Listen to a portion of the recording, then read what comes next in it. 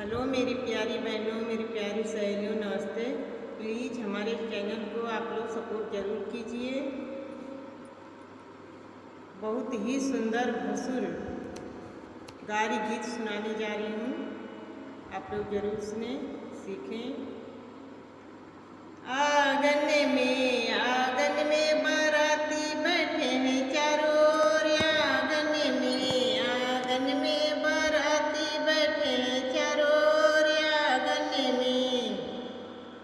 आंगन में बाराती बैठे हैं चारों ओर। आंगन में कवन साला करिया, कवन साला गोर, कवन साला करिया, कवन साला गोर, कवन साला करिया, कवन साला गोर, कवन साला गोर, कवन साला गोर।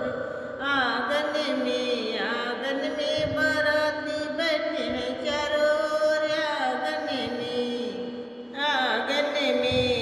आंगन में बाराती बैठे हैं चारों ओर।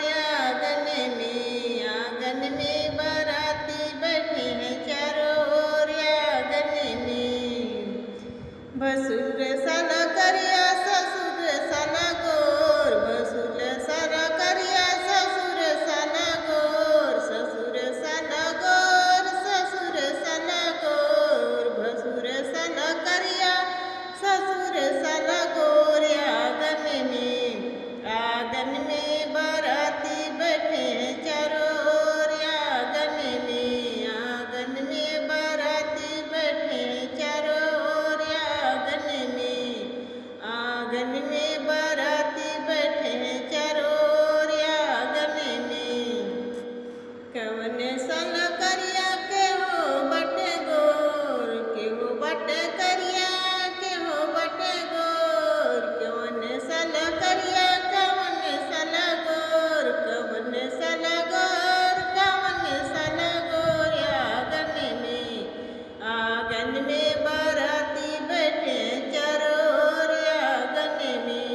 आंगन में बाराती बैठे चारों ओर। आंगन में बाराती बैठे हैं चारों ओर।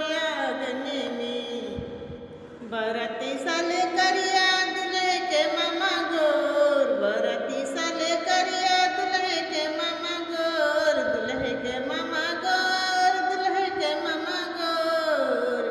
मामा साला गोर हो, मामा साला गोर। आंगन में बाराती बैठे चारों ओर। आंगन में बाराती बैठे चारों ओर। कवन साला करिया, कवन साला गोर, के हो बटे करिया, के हो बटे गोर, के हो बटे गोर, के हो बटे गोर, के हो बटे करिया, के हो बटे गोर, के हो बटे गोर। आंगन में बाराती बैठे चारों ओर। आंगन में बाराती बैठे चारों ओर। दुल्हे के जीजा साला करिया, दुल्हे जी गो, दुल्हे जी गो, दुल्हे के जीजा साला करिया, दुल्हे जी गोर, दुल्हे जी गोर, दुल्हे के जीजा साला करिया,